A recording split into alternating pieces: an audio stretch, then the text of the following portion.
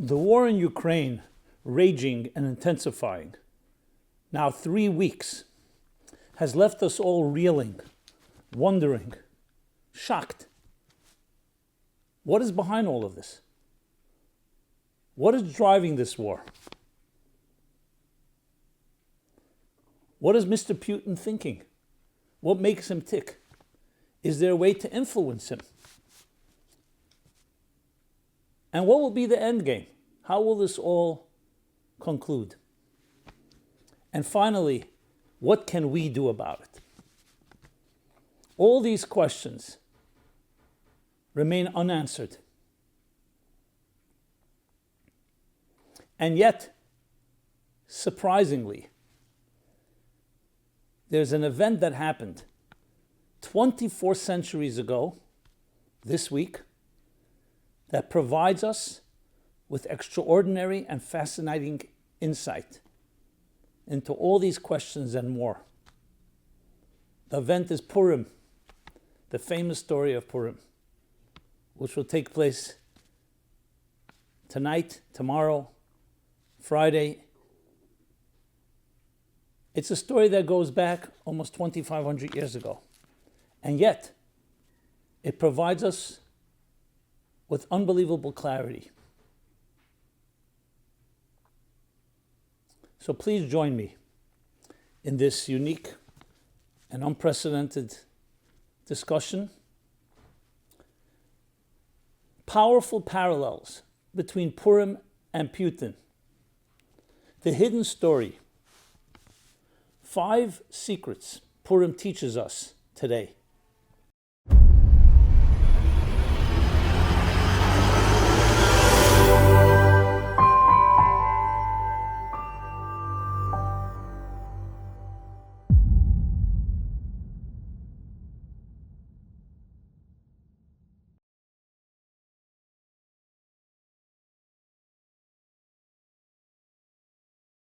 Hello, hi, this is Simon Jacobson. I want to wish everybody a very happy Purim.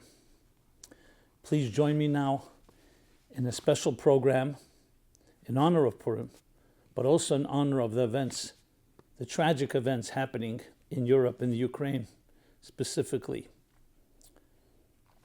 The title of this program is Parallels Between Purim and Putin, the Hidden Story, 5 Secrets Purim teaches us today. This program is dedicated by Rachel Kaplan for refuah shlema to all those in need of complete and speedy healing and recovery.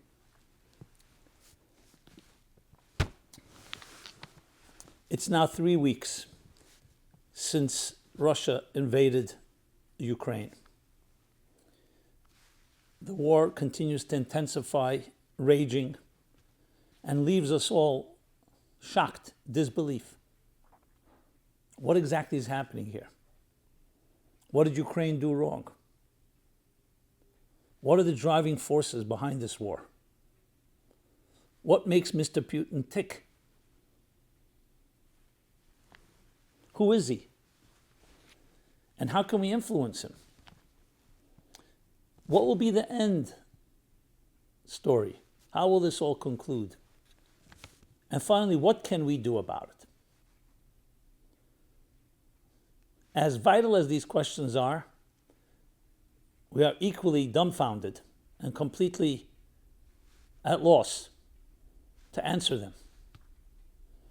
It's everybody's guess. People are making different attempts, sanctions, support, moral support, financial support. It's all wonderful, and we must appreciate it. But is it achieving its goals? And what, again, is the real bigger story here? Now, very often, when you look at the trees, you cannot see the forest. When you're in the moment, you don't necessarily see the bigger picture. So though we have to deal with the moment, and we have to fight our battles and deal with the challenges, and especially when you see innocent men, women, and children being killed, being terrified, evacuating. Almost 3 million people so far have left Ukraine. So we must do everything possible in the short term. So where do we find the deeper answers? So surprisingly, we actually go back in time, in history. Let us travel back 24 centuries to the events of Purim back in ancient Persia, and we will discover fascinating, powerful parallels that can help inform us and also guide us today. So what's the story briefly? We all know the famous story. The Megillah is the text, the Purim text, that is read every Purim, recounting everything that occurred at the time. And it begins, Vahi b'mei Achashverosh. It was in the days of Achashverosh, King Achashverosh. He was the king of Persia who ruled over 127 countries. Mahaidu Vatkush, from India to Ethiopia, spanning basically the entire world population at the time. There you go. That's the first similarity. What is the largest country on earth physically? In actual square footage, square miles? It's Russia. It spans through Asia, through Europe, literally half the globe. Similar to the Persian Empire. And just as there was a king Achashverosh, there's the leader of Russia called Mr. Putin. When you begin to read the story of Achashverosh in the Purim story, you start seeing the similarities. Now, Achashverosh rose to power. I'm not going to go through every detail. I leave that to each of us to dig deeper. But let's talk about some major highlights and critical components in Achashverosh's rise to power. And what he does is throws a party. That's how the Megillah begins. It starts with a party for his entire empire. He's showing off. Achashverosh is showing off. But there's a little story behind the story. Why suddenly throwing a party now? And why is it so significant? So bear in mind, the events that took place Purim happened between the two temples that stood in Jerusalem. After the destruction of the first temple, there was 70 years, and then there was the building of the second temple.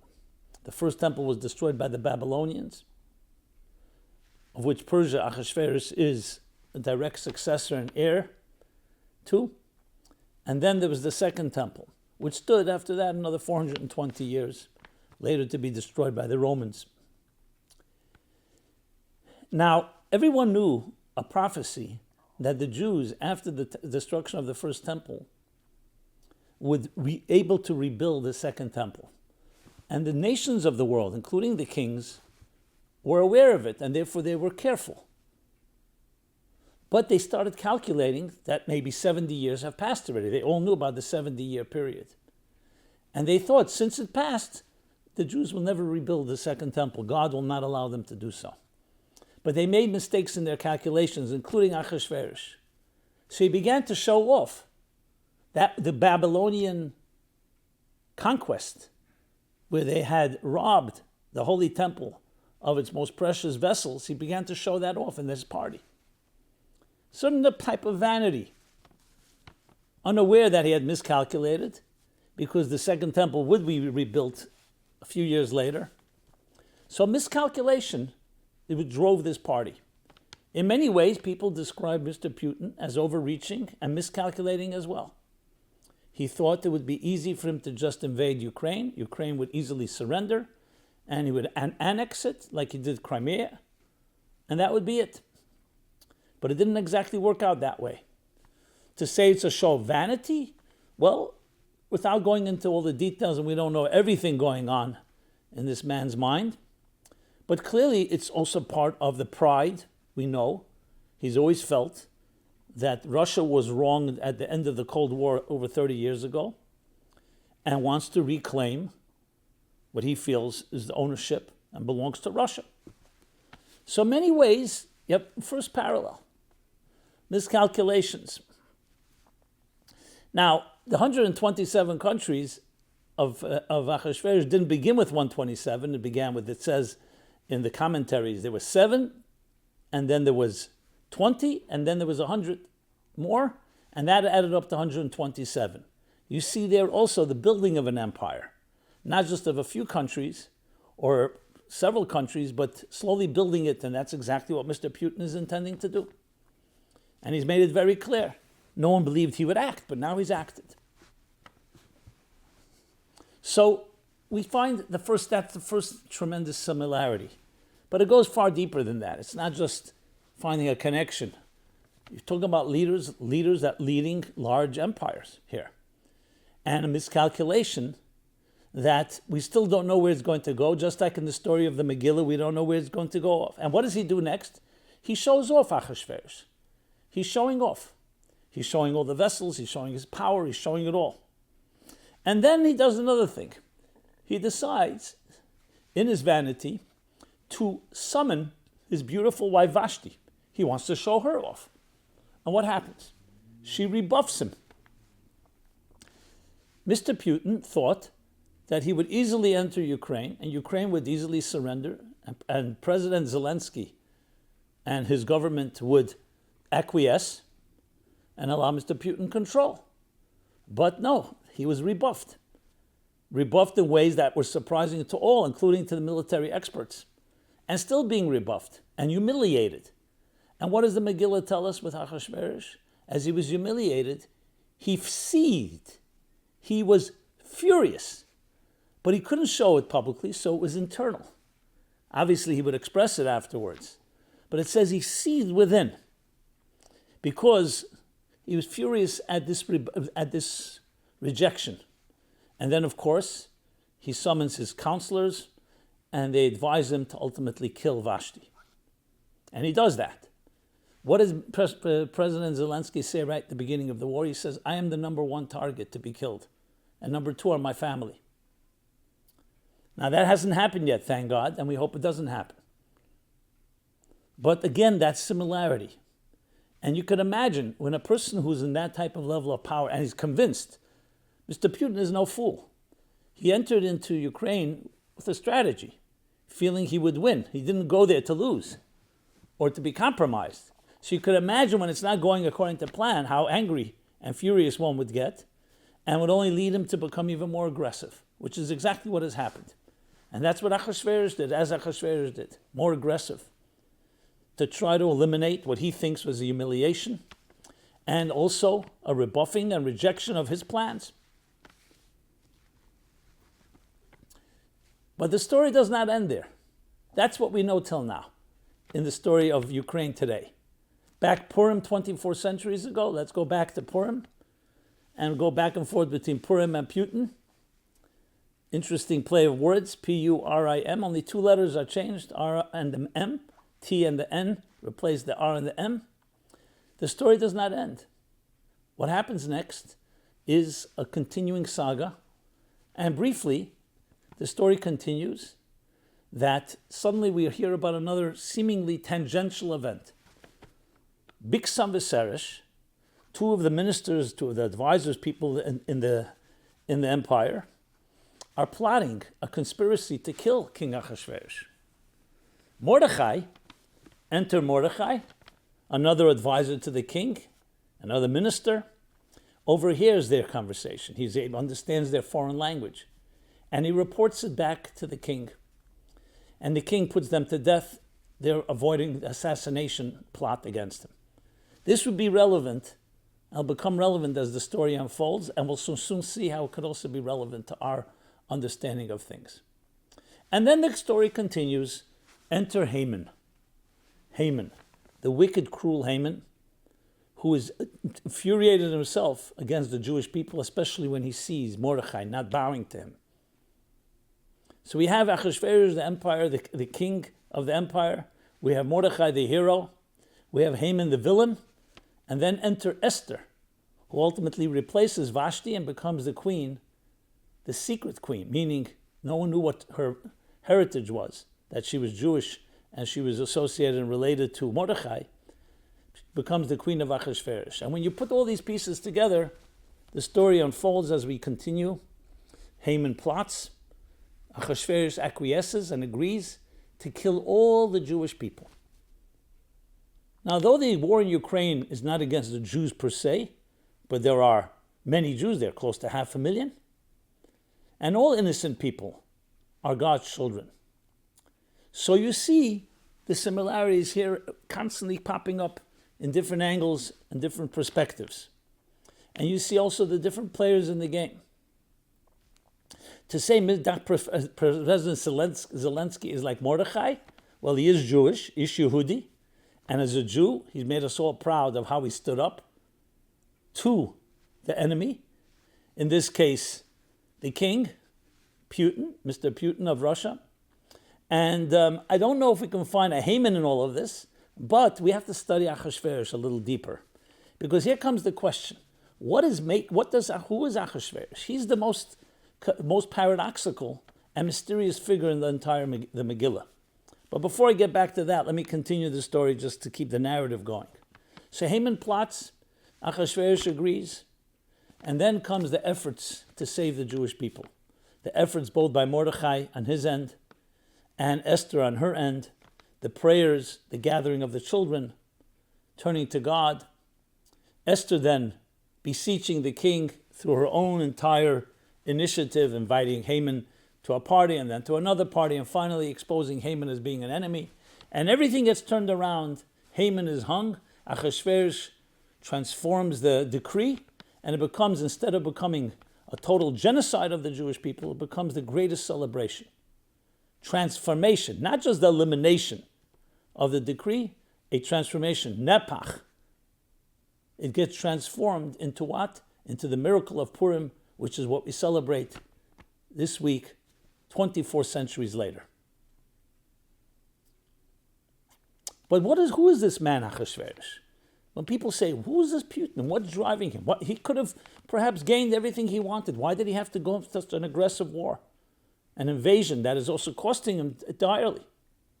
He had done many good things for Russia. And here suddenly he's ready to compromise his entire legacy.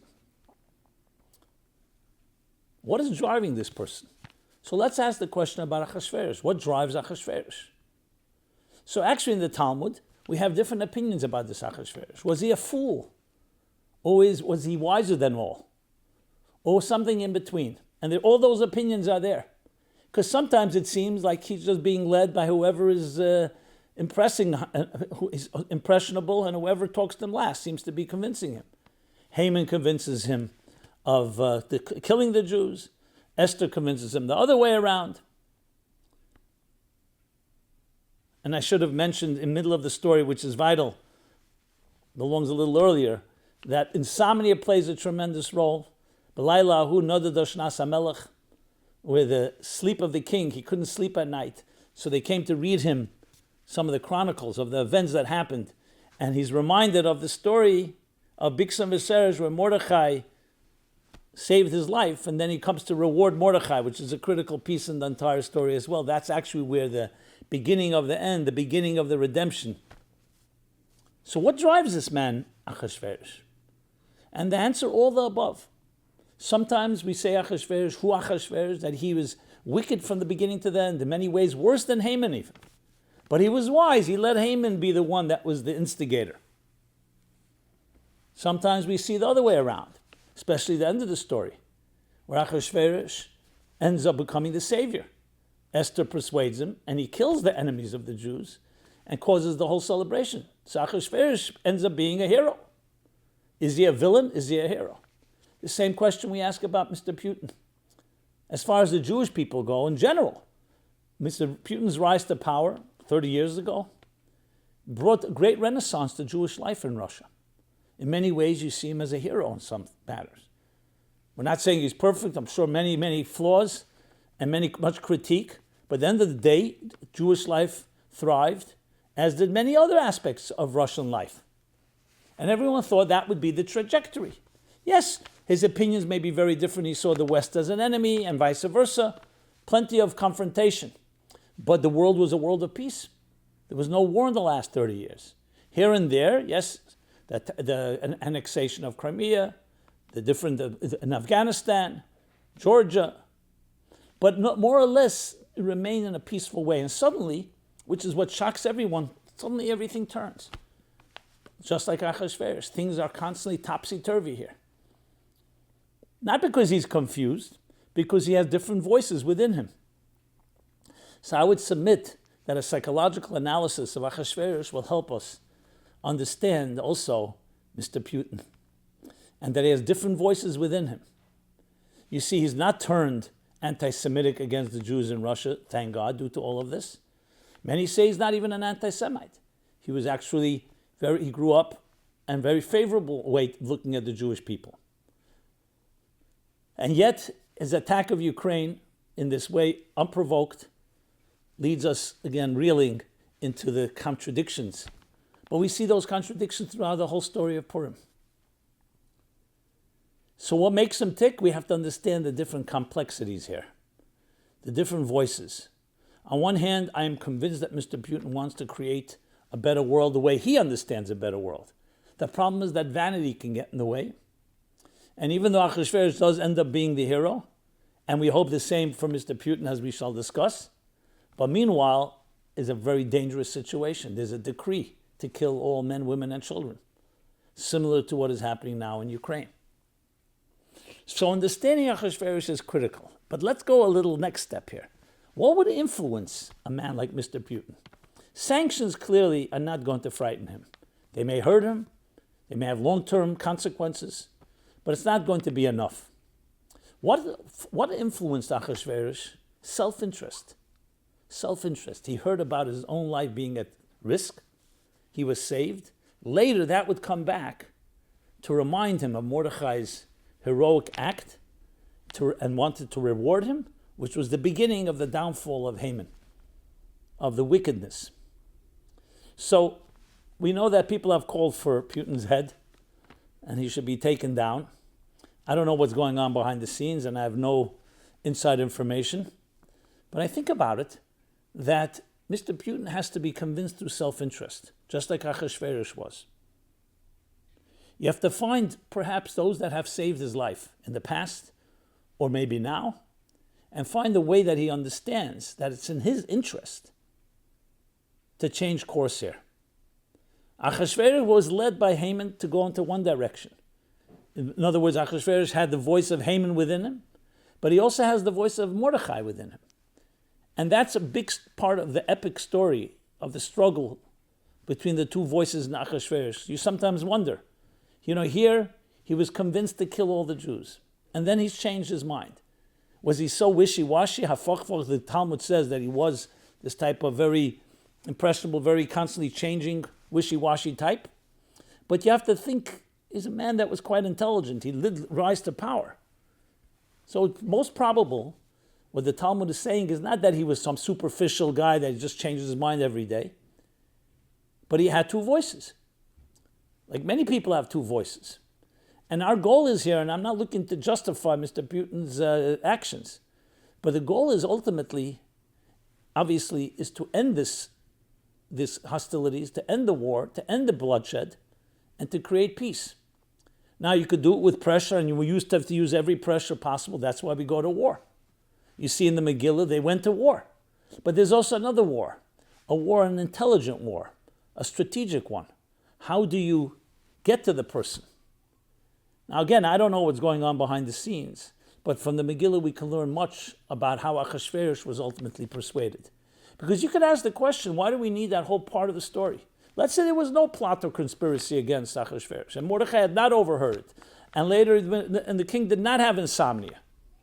Esther was his queen, and she would have done her part and ultimately perhaps overturned the decree without all that. But you see that Megillah makes it a point that you also want him to understand it's in his interest. Not just because he just loved Esther, but also in his own personal interest. And that is a critical component in any battle, a psychological component, to find that angle, which could be the turning point, that perhaps it will be the wake-up call, that one night Mr. Putin may wake up, and may that be right now, middle of the night, unable to sleep, and remember something that happened in his life, something that someone did for him, a favor, a kindness that saved his life. And that insomnia could end up turning into the salvation. So let's not rule out that option, among all other options. As you see in the Megillah, we'll discuss now more at length, it was not the only aspect, but that's a critical component, and that's why when we read the Megillah on Purim, we raise our voices. We start reading on a higher tone, B'layla who's Nadad Hashnas HaMelech, which you could ask the question, the fact that the king couldn't sleep at night, is that the beginning of a higher tone? Why do we begin there? Because that's the tchillah, that's the beginning of the redemption. That was the first awakening, both physically and also spiritually, a wake-up call that triggered something in Achashverosh that would shift his way of thinking and starting to think more positively about Mordechai instead of what he heard earlier from Haman, all the terrible things about Mordechai. The beginning of the transformation that ultimately transformed the darkest to the greatest light. So far, we find, again, more parallels, ideas, concepts. And again, I'm sharing just brief points and highlights. There's no question if you read deeper into the story and more details, you can find even more insights. And I would not dismiss the need to look into this text to find answers that are critical today in matters of life and death here, yes, in the 21st century. Now, in the effort itself, what does it consist of? What should we be doing? That's like the next question. What should we be doing about it? So let's again look into the Megillah. What did Mordechai do? What did Esther do? So you see several things.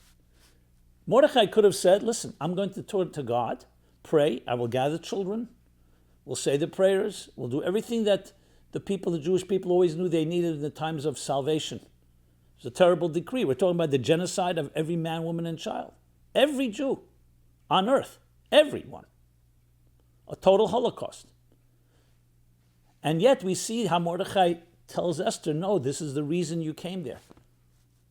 Ulai, maybe for this reason is why you became queen, for this moment. In other words, he wanted her to make an effort. It wasn't just enough. And at the same time, Esther responds, Lech knes, gather all the Jews, and let them fast and pray. So we see there's a combination of human initiative and ingenuity and intelligence and prayer. Why? Because every true war has to be fought on two fronts. There's the physical front and there's the spiritual front. Both are critical. When Jacob confronted his brother Esau after 20 years, and they were mortal enemies, Esau wanted to kill him. So Jacob did three things. He prayed to God. He bribed Esau, a way to appease him, and he prepared for war.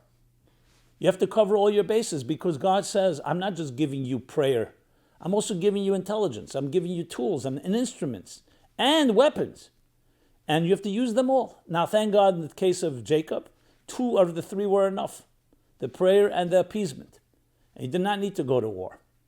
In every situation, we need to cover all the bases here. And the same thing is what they did in the story of the Megillah, which teaches us what we need to be doing today. Every possible effort has to be made to protect innocent civilians. When you see such horrific sights and visions, President Zelensky just spoke earlier, the day before, on Tainus Esther, the day before Purim, the day when we fast, in honor of Esther, in honor of the fast back then. He spoke about and showed images, horrific images of the sights and the killings and the brutality going on in the cities, ravaging the cities of Ukraine. And he appealed to both houses of Congress. So the fact of the matter is we have to do everything possible, exactly as President Zelensky is requesting, and even more, to protect freedom. I mean, this isn't just one country, as he pointed. This is the very freedom, the basic principles that we all stand for.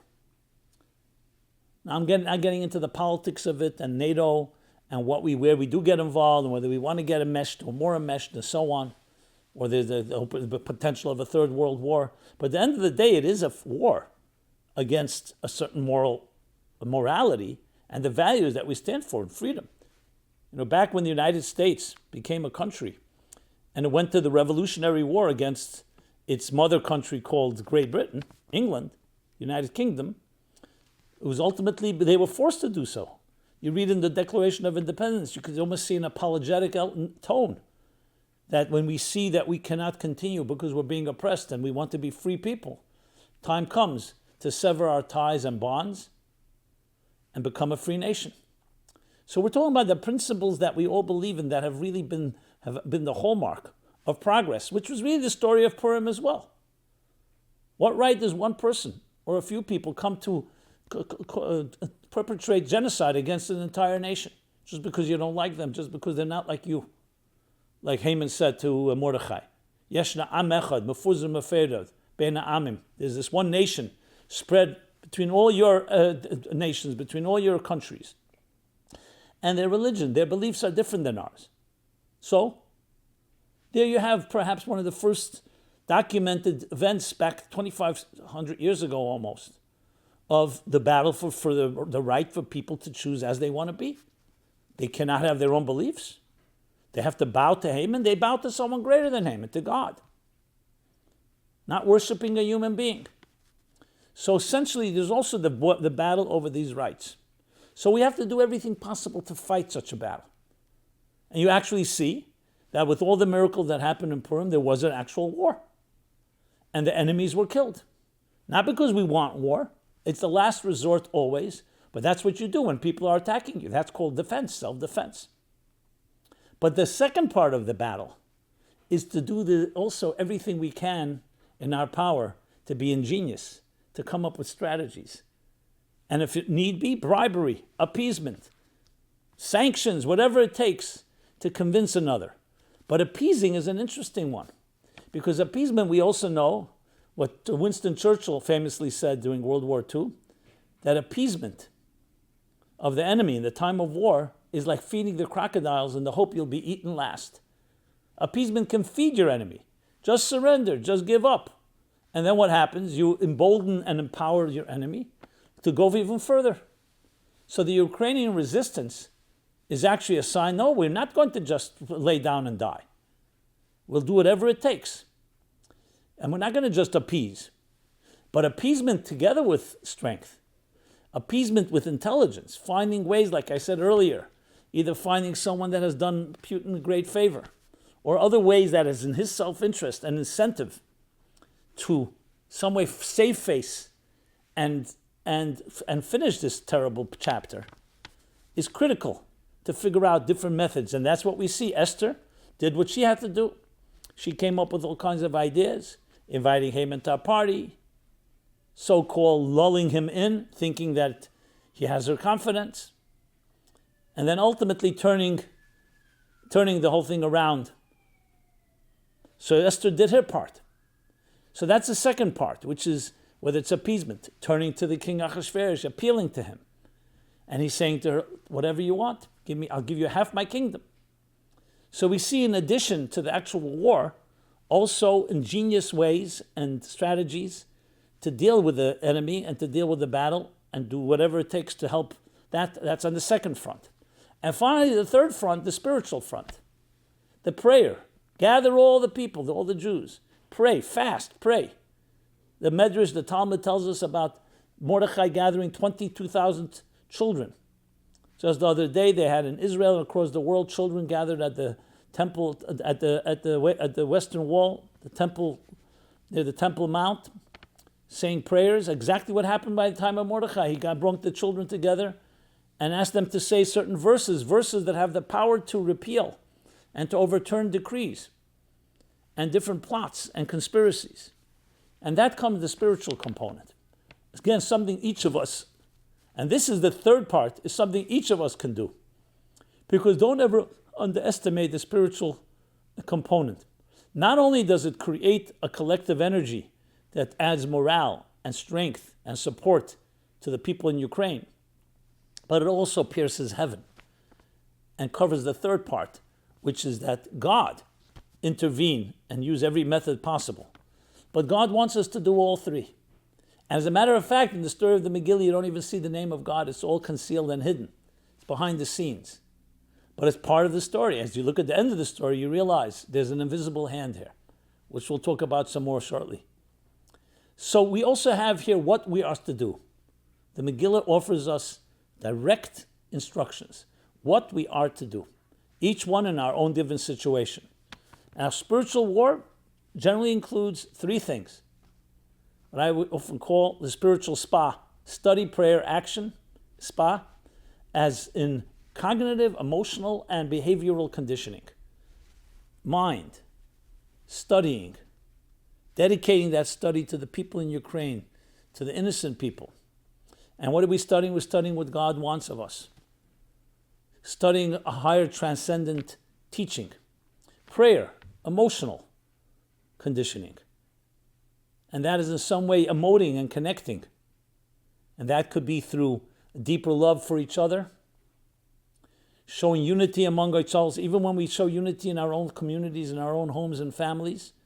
Unity ripples across the world. Unity here, like the butterfly effect, affects unity there. And above all, war is the antithesis to unity, the ultimate divisiveness, the ultimate hostility. So loving each other, showing love and care, which of course Purim, how do we symbolize Purim? How do we celebrate it? Through the mitzvahs of what? Of sending gifts to one another, of giving money to the poor, demonstrating unity, as the commentaries explain, because the battle was, Haman said, they're one nation spread all over. He was trying to indicate that they were all over the place. No, but we're Am Echad at the same time. He also said the same word. He himself, the enemy, said they're also one. No matter how diverse we are one, and we demonstrate that through the mitzvahs and the good deeds we do on Purim, which all symbolize unity. Like the Lech Knes Kol Yehudim, gather all together. What is the best way to fight war? Is by fighting for unity. That is the spiritual weapon. The antithesis of war is unity, deeper love. So don't think that it's just something happening in Europe and Ukraine. Every little battle, every skirmish, every hostility, every divisiveness, even between two friends, between spouses, between parents and children, has an impact. So it's time to also look at ourselves, as the Megillah tells us, as the Purim story tells us, to look at ourselves. What are we doing? What can we do to intensify more unity? Even on a small scale, on a microcosmic scale, definitely on a macrocosmic scale, wherever we have that capacity. And that's the second. And finally, the behavioral is actual acts of goodness and kindness. You actually send gifts of food. Mishleach manos or matanos lavyein. Mishleach manos means gifts, food gifts, parcels of food. And matanos lavyenim are financial support. Not just emotional, but also financial. The support that has been poured out in supporting Ukraine and its the evacuation efforts and the survival efforts and everything that is necessary that they need has been overwhelming and beautiful to see. And that's the third component in the spiritual battle and war. So we have in the Megillah also advice and guidance of what we do. And finally, the big question, where will it all end?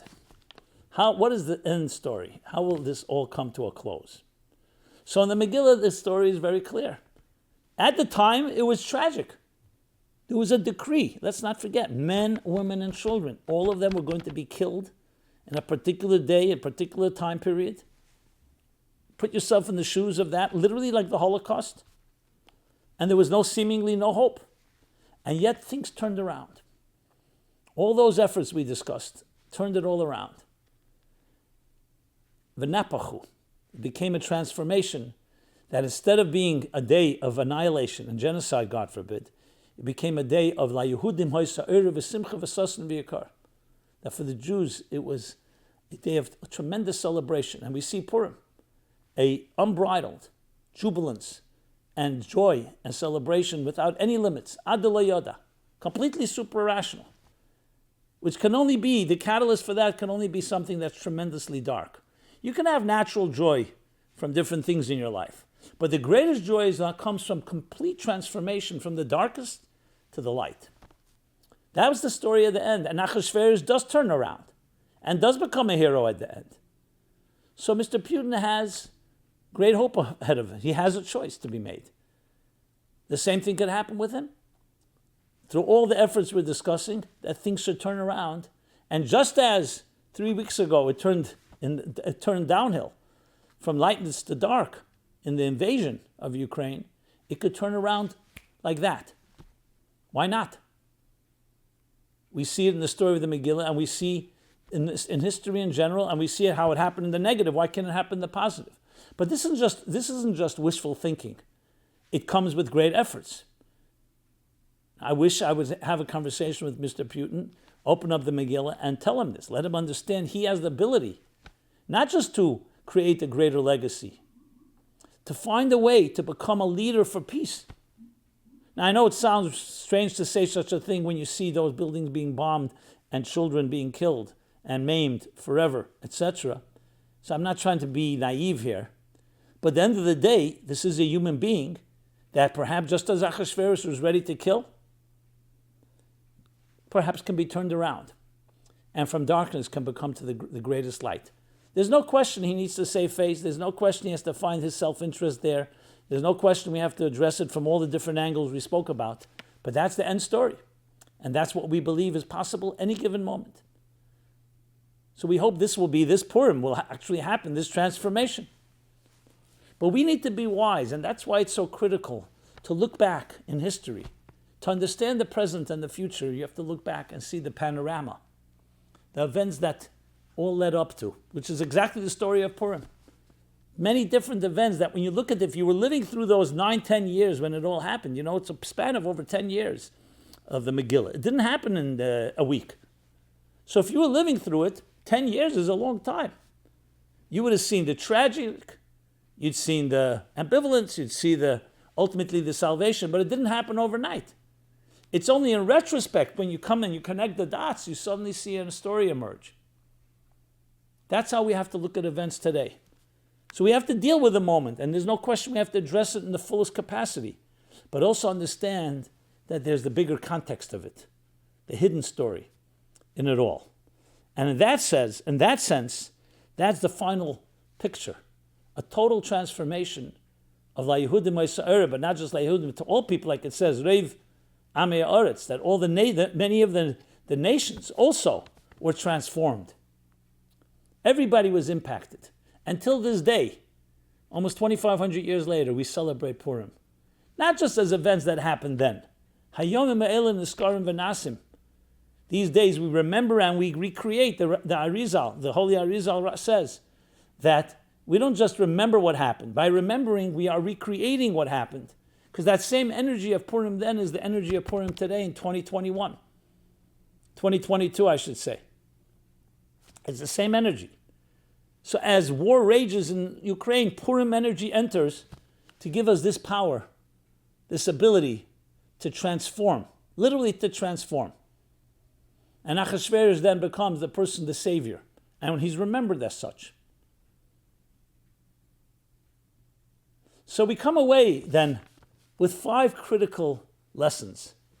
In addition to the answers to the questions I addressed earlier, we come away with 5 tremendous lessons. Number 1 is there's always a deeper story. That is the Megillah in essence. You don't see God's name ever mentioned. But when you look at all the confluence of events, you see an invisible hand. There's a hidden story there. A hidden story behind each character, how they interact. And when you put it all together and you look back, oh wow, it all adds up. Here suddenly Achashverosh is throwing a party and showing off.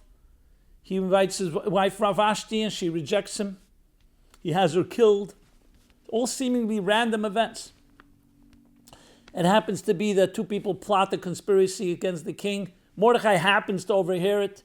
Which saves the king, and they kill the conspirators. Haman suddenly appears and becomes this great villain, the Hitler of the time. Esther happens to become the new queen after all the women that the king met. Esther, wife of Odisa of Mordechai, not knowing who she was as a Jewess. The king happens to be having insomnia one night and can't sleep. They happen to read the story that happened years earlier, Mordechai saving the king's life. The king then happens to want to reward Mordechai, and who does he reward him? Through Haman, who happens to be in the garden of the king, in the courtyard. and continuing. And Esther, who happened to end up by becoming the queen of Achashverosh, ends up convincing the king, and the whole story turns around. What is that not a hidden story? Events in life are always that way, both on a personal level. You don't understand your life looking forward. You only understand it looking back. We have to live our life going forward, but we can only understand it as we look back at it. And that is the story of Purim in essence. That was the first message of Purim, the hidden story, and many of the details we discussed earlier. The second point is the power of transformation. Things can turn like that. When I say like that, it doesn't mean necessarily in a second, but something that seems so dire and hopeless can suddenly become complete salvation. And God forbid the other way around as well, as we've seen. So we have to focus on transformation toward the darkness into light. The third lesson is appease. Do whatever it takes. Go to war. But also never forget to trust in God. The prayers that are necessary. The spiritual war.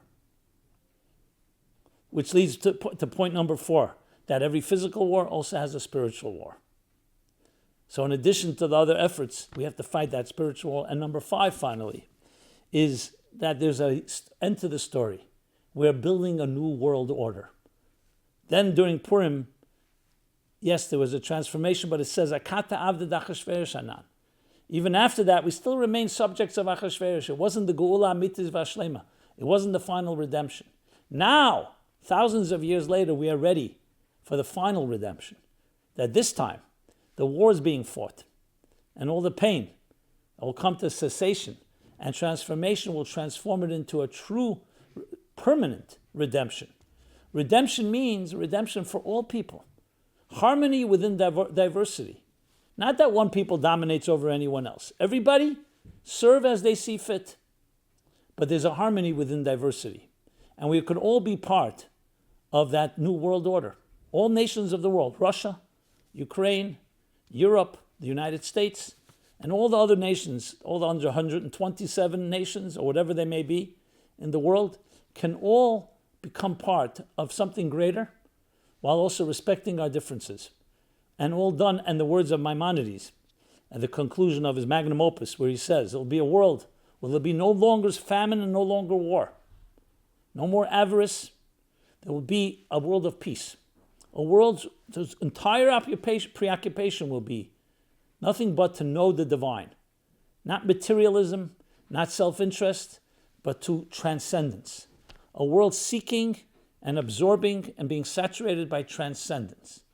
This is something that, yes, Mr. Putin, if you're listening to this, like King Achashverosh of old, you have the ability now to make that happen.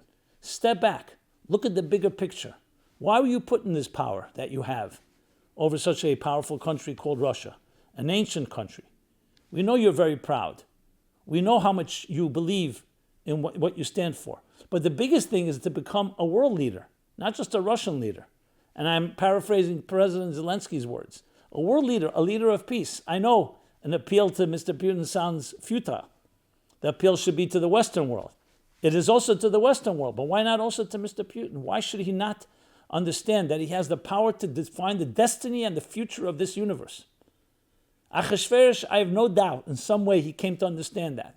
Whether he understood it consciously, subconsciously, but clearly you see how he ultimately became a part and partner of transforming the darkest moment into the brightest moment.